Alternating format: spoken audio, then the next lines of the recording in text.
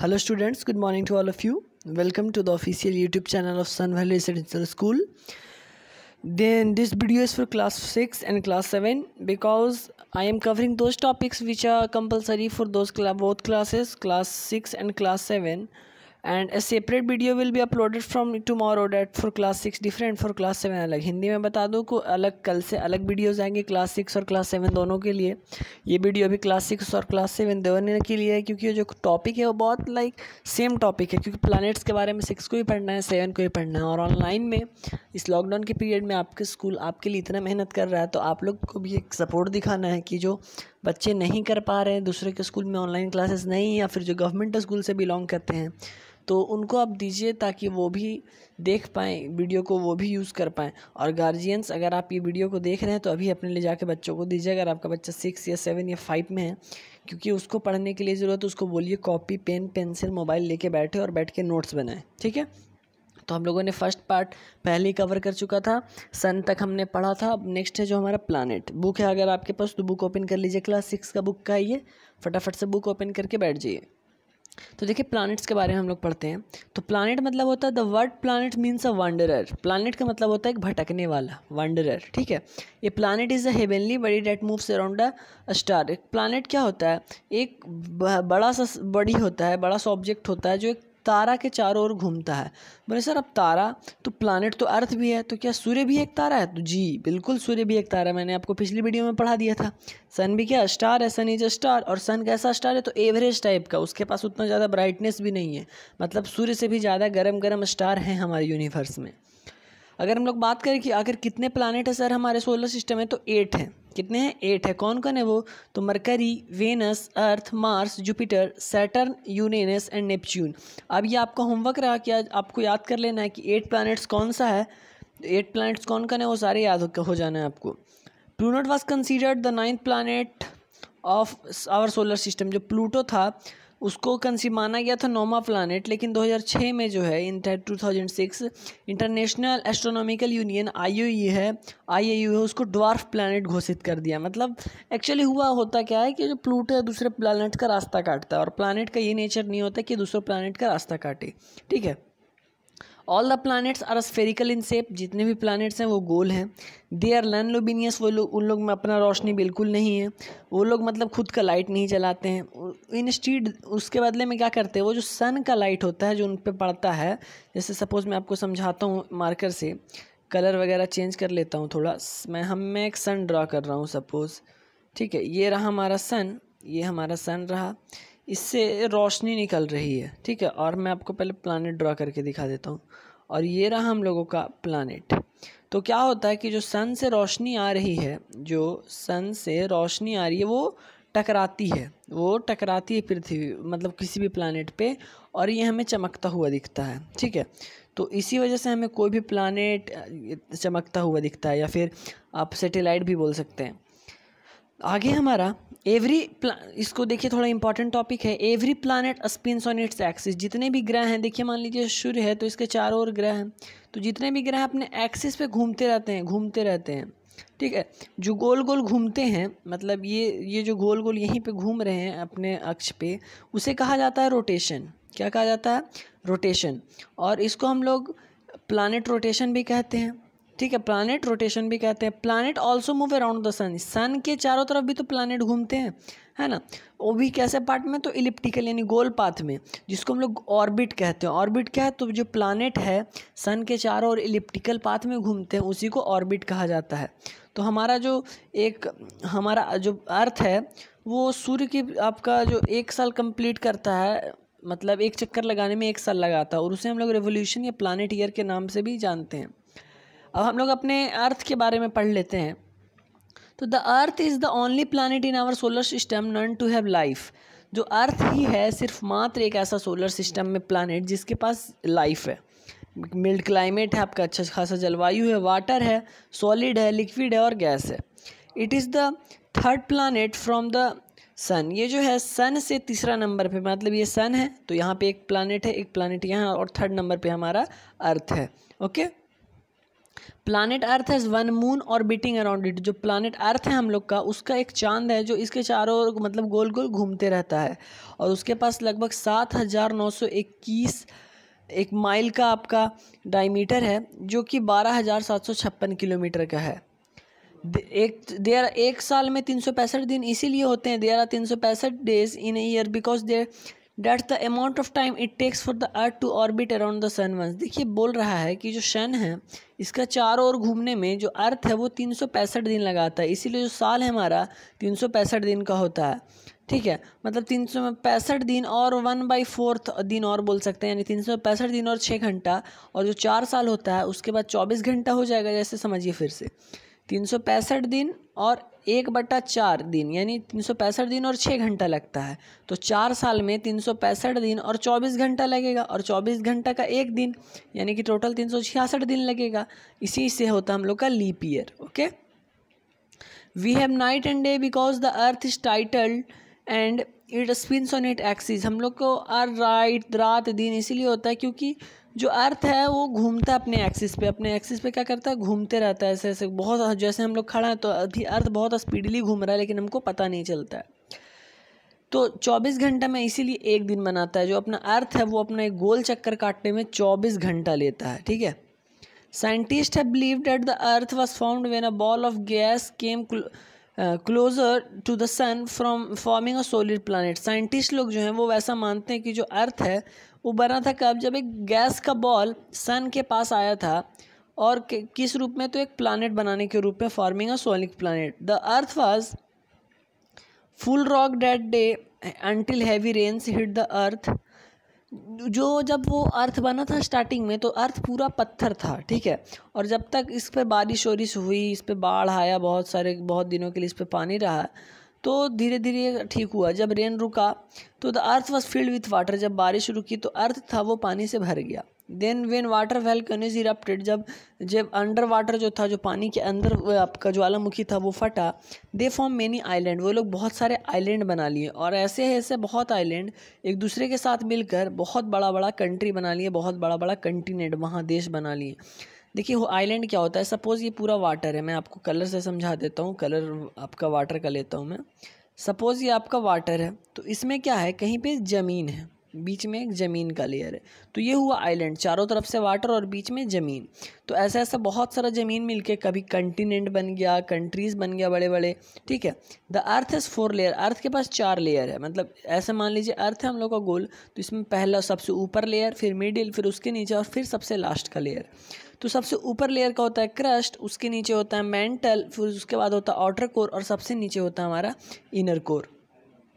Inside this 4 layers, इन चारों layers में देयर इज मैग्मा। मैग्मा है, ठीक है, मैग्मा मतलब होता है जलता हुआ, मतलब लावा जिसको बोलते हैं। This magma is constantly spinning inside the earth. ये जो मैग्मा है कंटिन्यूसली घूम रहा है पृथ्वी में। जब ये घूमना बंद कर देगा तो बहुत ज़्यादा, मतलब जब भी ये घूमना बंद करता है, व्हेन इट स्टॉप स्पिनिंग, और बहुत ज़्यादा प्रेशर हो जाता है, तो जो मैग्मा होता है वो वैल्कोनस शूट्स आउट हॉट लावा। जब ये मैग्मा जो है घूमना बंद कर देता है तो गर्म हो जाता है पूरा उसका लेयर, जिसके वजह से क्या होता है, ये प्रेशर बना के आपका ज्वालामुखी से बाहर निकल जाता है लावा के रूप में, स्टोन्स पत्थरों के रूप में, और राख के रूप में। There are other natural disasters like, और भी बहुत सारे प्राकृतिक आपदा, जैसे आपका अर्थक्वेक हो गया, आपका हरिकेन्स हो गया, टोर्नेडोज हो गया, ये सब क्या हमारे तो आपके नेचुरल डिसास्टर है, यानी भगवान के द्वारा भेजा गया आपदा, प्राकृतिक आपदा है। अब देखिए अर्थ है एक यूनिक प्लानट, बिल्कुल है अर्थ यूनिक प्लानट। अब कैसे है sir unique planet?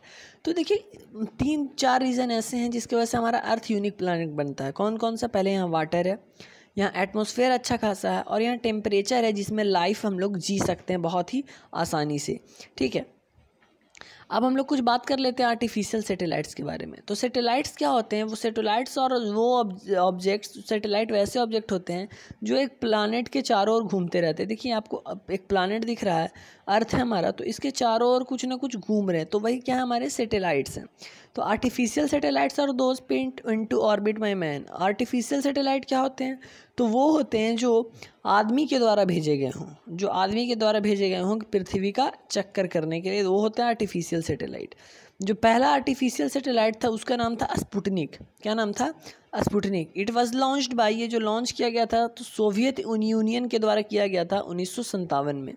Now almost 50 years later there are thousands of satellites orbiting the earth at various sites। अब जब 50 साल लगभग गुजर गए हैं तो अब हज़ारों की संख्या में आपका सैटेलाइट्स है, अर्थ का हज़ारों के संख्या में सैटेलाइट्स है। ठीक है, इसको याद रखिएगा कि हज़ारों के संख्या में है, और वो भी बहुत दूर दूर पे भी हैं।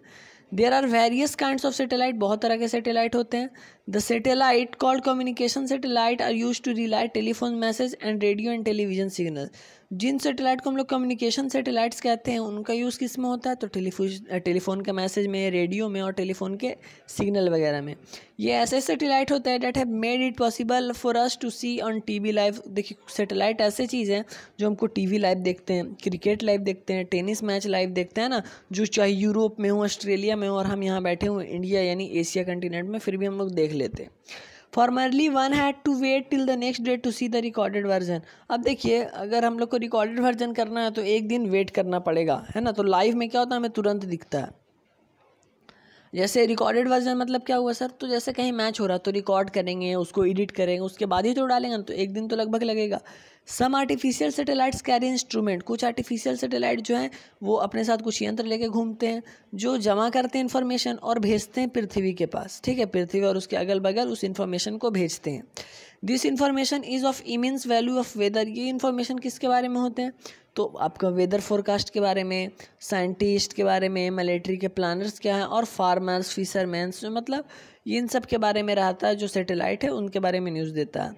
ए major effort is on to study the earth and all ecological changes take place on earth through satellites. और देखिए, एक बहुत बड़ा चीज़ क्या है कि एक बहुत प्रयास से बहुत सारा कोशिश किया गया तो अर्थ पे एक इकोलॉजिकल चेंजेस आया। ठीक है, किसके माध्यम से? तो सिर्फ सैटेलाइट के माध्यम से हुआ ये सब। Satellites can provide ecologist with the detailed image of every square metre of the earth surface for study. जो सैटेलाइट है वो इकोलॉजिस्ट को हर एक मीटर की डिटेल के बारे में बता सकता है। सैटेलाइट, सोचिए, जो सैटेलाइट है वो इकोलॉजिस्ट को हर एक मीटर स्क्वायर के बारे में, अर्थ के सरफेस के बारे में बता सकता है इकोलॉजिस्ट को। As there is no air in outer space, जैसा कि बाहरी स्पेस यानी अंतरिक्ष में कोई भी हवा नहीं है, therefore no air resistance, इसीलिए वहाँ कोई प्रतिरोध नहीं है, कोई रोकने वाला नहीं है हवा में। Satellites do not have to be sleek and streamline. Satellites को मतलब स्ट्रीमलाइन मतलब होता है मछलियों जैसा होना। आपने देखा होगा एरोप्लेन तो मछलियों जैसा होता है, पंछियों जैसा होता है। तो पंछियों जैसा होने की ज़रूरत नहीं है, कोई ज़रूरत नहीं है सैटेलाइट्स को। ठीक है, जैसे रॉकेट हो गया, तो अब रॉकेट हो गया तो उसको आपका पंछियों जैसा होने की कोई ज़रूरत नहीं है। अब देखिए, वो रॉकेट क्या होता है, ये हो गया रॉकेट, इसके तो पंख नहीं होते हैं ना, नहीं ना होते हैं, वो जाते हैं कुछ दूर के लिए लॉन्च किए जाते हैं, पंख तो होते नहीं हैं, तो ऊपर तो जाके सब खुल जाता है। यानी इसीलिए क्या होता है, इसको स्ट्रीमलाइन होने की कोई ज़रूरत नहीं होती। सो वो अलग अलग शेप में आते हैं कि उनको आखिर काम क्या करना है, on the job they have to do, उस हिसाब से बनाए जाते हैं कि आखिर उनको काम क्या करना है। अब मैंने आपको बताया कि ड्वार्फ प्लानेट, आपको 2006 में जो था प्लूटो को ड्वार्फ प्लानेट मान लिया गया था। ठीक है, तो अब देखिए ड्वार्फ प्लानेट होता क्या है। ड्वार्फ प्लानेट 2006 से शुरू हुआ है। इंटरनेशनल एस्ट्रोनॉमिकल जो यूनियन है हमारे, जो अंतरिक्ष यान के इंटरनेशनल है, वो ड्वार्फ प्लानेट को सोलर सिस्टम में अब किए थे। अब ड्वार्फ का मतलब ये भी होता है ना बहुत ज़्यादा बड़ा ना बहुत ज़्यादा छोटा, that is medium size object. तो क्या होता है, dwarf planet for solar system object that were bigger than a small solar system. वो बड़े होते हैं किससे, तो छोटे सोलर सिस्टम बड़ी से, जैसे कॉमेट्स हो गया, एस्ट्रॉइड्स हो गया। और बट देखिए ये सब क्या होते हैं, ये सब बिल्कुल भी प्लैनेट्स नहीं होते हैं। कॉमेट्स, एस्ट्रॉइड्स से प्लैनेट नहीं होता। अब जैसे प्लूटो को हटा दिया तो प्लैनेट का काम नहीं करता था, मैंने आपको बताया वो रास्ता काटता था दूसरे प्लैनेट का, इसीलिए उसको प्लैनेट की श्रेणी से हटा दिया गया है। The definition of dwarf planet is an object orbiting the sun that is large enough full rock that day until that is large enough to be rounded by its own gravity। तो dwarf planet का मतलब होता है कि एक ऐसा object जो सन के चारों ओर घूमता है और वो इतना बड़ा होता है कि मतलब अपने ग्रेविटी से अपने ग्रेविटी से घूम ले। ठीक है, but is not gravitationally dominant, और इनके पास बहुत ज़्यादा ग्रेविटेशन नहीं होता कि किसी को खींच लें। और ये जो है चांद भी नहीं है, ये चांद भी नहीं है। फिर से एक बार समझिएगा, ड्वार्फ प्लैनेट्स क्या होते हैं? एक ऐसे जो ऑब्जेक्ट्स होते हैं जो सन के चारों ओर घूमते हैं, अपनी ही ताकत से घूमते हैं, लेकिन इनके पास इतना भी ताकत बहुत ज़्यादा नहीं होता है, ठीक है, उनका ऑर्बिटल एरिया में। और ये चांद बिल्कुल नहीं है। 2008 में देयर आर 5 आपके ड्वार्फ प्लैनेट रिकॉग्नाइज्ड किए हैं। कौन कौन? तो है Pluto, Ceres, Eris, Make and Haumea. ये सब हमारे कौन है? तो ड्वार्फ प्लैनेट्स हैं। अब हम लोग बात कर लेते हैं एस्टेरॉइड्स, जिसके बारे में आप लोगों ने सुना भी होगा शायद 29 अप्रैल के बारे में। तो वही एस्टेरॉइड्स के बारे में आप थोड़ा जान भी लीजिए। एस्टेरॉइड्स क्या होती हैं? रॉकी मेटेलिक ऑब्जेक्ट्स होते हैं जो कि बहुत छोटे होते हैं और कुछ कुछ बहुत बड़े होते हैं। They are sometimes called minor planets, वो कभी कभी माइनर प्लैनेट्स कहते हैं। एन एस्टेरॉइड जो होता है is a large rock in outer space, बाहरी स्पेस में एक बहुत बड़ा पत्थर होता है। Some like Ceres can be very large, कुछ जो सेरेस हैं जैसे वो बहुत बड़े हो सकते हैं, और कुछ जो है एकदम बालू के दाने जैसे होते हैं, grain of sand. Due to their smaller size, उनके छोटे साइज के कारण asteroids do not have enough gravity to pull themselves into the shape of a ball, मतलब उनके पास ग्रेविटी नहीं होता। ग्रेविटी मैंने आपको पिछले वीडियो में समझा रखा है, अगर नहीं देखा तो जाके आप पहले देखिए। और देखिए उसमें उनके पास इतना ग्रेविटेशनल पावर नहीं होता कि खुद को एक बॉल के रूप में बताएं, खुद को एक बॉल के रूप में कन्वर्ट कर दे। Astronomers group asteroids into different category. Astronomers यानी जो अंतरिक्ष के बारे में अध्ययन करते हैं, वो आपके एस्टेरॉइड्स को 2 कैटेगरी में आपको क्या बोलते हो, हाँ 2 कैटेगरी में इसको डिवाइड करते हैं। कौन कौन सा और किस बेस पे? तो किस मतलब जिस बेस पे वो लाइट को रिफ्लेक्ट करते हैं, सनलाइट को, मतलब सपोज ये एस्टेरॉइड है और ये रहा मेरा सन, तो किस रूप से आपका रिफ्लेक्ट कर रहा है, तो इसी उस बेसिस पे बांटा जाता है। अब हम लोग पढ़ लेते हैं मेटेराइट्स, मेटेयर्स और मेटेराइट्स के बारे में। तो देखिए small pieces of small debris usually part, देखिए क्या होते हैं, जो छोटे छोटे पार्ट होते हैं आपके किसके? तो एस्टेरॉइड्स के, आपके कॉमेट्स वगैरह के। तो जब वो कोलिजन होते हैं अर्थ कोर्स विद द अर्थ के साथ कोलिजन हो जाते हैं, तो उनको मेटेराइट कहा जाता है। क्या कहा जाता है? Meteorite. When the meteorites enters the earth atmosphere they are called meteors. जब वो हम लोग के अर्थ में आ जाता है, अर्थ के एटमॉस्फेयर में, तो उनको हम लोग मेटोर्स कहते हैं। Most meteors burn up in at the atmosphere, बहुत सारे जो मेटोर्स है वो एटमॉस्फेयर में आपके लाइटनिंग करते हैं। but if they survive the frictional heating and strike the surface of the earth, they are called meteorites। जब वो अर्थ पे आ जाते हैं ना, अर्थ पे आपके फ्रिक्शनल हीटिंग करते हैं, स्ट्राइक करते हैं अर्थ पे, तो उनको मेटेराइट्स कहा जाता है। फिर से एक बार सुनिएगा, आपको सबसे पहले मेटेराइट किसको कहेंगे? तो स्मॉल पीसेस होते हैं एस्टेरॉइड का, जब ये अर्थ के साथ कोलिजन होते हैं तो इनको मेटेराइट्स कहेंगे, और जब मेटेराइट्स अर्थ के एटमॉस्फेयर में आ जाएंगे तो इनको मेटोर्स कहेंगे, और जब ये मेटोर्स पृथ्वी पे आ जाएंगे तो हम लोग क्या कहेंगे? इसको मेटेराइट्स कहेंगे। अब हम लोग का बात है, हम लोग कॉमेट के बारे में हम लोग पढ़ लें। तो कॉमेट क्या होता है? एक गंदा सा मतलब बर्फ़ का बॉल होता है, ये होता है आइस और डस्ट से बना हुआ। They are glowing heavenly bodies revolving around the sun. ये लोग क्या होते हैं? ये ग्लोइंग होते हैं, मतलब चमकदार होते हैं। कैसे? तो सन के चारों ओर घूमते हुए। Comets travel around the sun in elliptical order. जो कमेट्स हैं वो सन के चारों ओर एक गोल वृत्तीय मतलब वृत्तीय पाथ में घूमते रहते हैं। हेलिस कमेट इज़ अ फेमस कमेट। हेलिस कमेट जो एक बहुत ही फेमस कमेट है, जो कि एडमंड हैली जो एक ब्रिटिश एस्ट्रोनॉमर थे उनके द्वारा डेवलप किया गया था इन 1986 में, एंड विल रिटर्न। और इसके बारे में बताया गया कि ये जो कॉमेट है वो 2062 में रिटर्न होगा, वापस आएगा पृथ्वी के वायुमंडल में, पृथ्वी की तरफ ज़रूर वापस आने वाला है। ठीक है, तो हो गया हमारा चैप्टर ख़त्म। तो आपने अगर पहले पार्ट नहीं देखा तो जाके देख लीजिएगा उसको भी। ठीक है, अब हम आप लोग करा है ये होमवर्क, आप लोग को होमवर्क कंप्लीट करके भेजना है। ठीक है, होमवर्क आप लोग भेजते नहीं हैं, आप लोग को होमवर्क कंप्लीट करके भेजना है। ये रहा आपका आंसर क्वेश्चन, इन सबको आपको सॉल्यूशन करना है अभी फटाफट। अगर आपके पास बुक है तो बैठ के बनाइए, बुक नहीं है तो क्वेश्चन उतारिए, क्वेश्चन उतार के वीडियो चालू करिए, PDF रोक के आप खोजिए तो आपको ज़्यादा समझ में आएगा। आप बना के लाइक रखिए। डिफ़ाइन करना है, डिफ़ाइन द फॉलोइंग, इसको बनाइए। फिल इन द ब्लैंक्स बनाइए। अभी मैं थोड़ा रुक के आगे बढ़ा रहा हूँ ताकि आपको भी आसान पड़े। ठीक है, अब फिर आपका डिफ्रेंशिएट करना है गैलेक्सी कंस्टेलेशन, फिर उसके बाद आपका टिक द करेक्ट आंसर है, और हो गया हम लोगों का चैप्टर ख़त्म। तो ये है आप लोग का आज का होमवर्क, तो आप लोग को इसे फटाफट से कंप्लीट कर लेना है। मैं वीडियो फटाफट से आपको नहीं कर रहा हूँ, धीरे धीरे कर रहा हूँ ताकि आप भी आसानी से उतार लें। तो उम्मीद है आप वीडियो बंद करके उतार लिए होंगे और अब बैठ जाइए आप पढ़ने और बनाना शुरू करिए। इन सबको फटाफट से बना के हमारे व्हाट्सएप पे भेजिए, आपका चेक होगा होमवर्क। तब तक के लिए जय हिंद, वंदे मातरम, भारत माता की जय।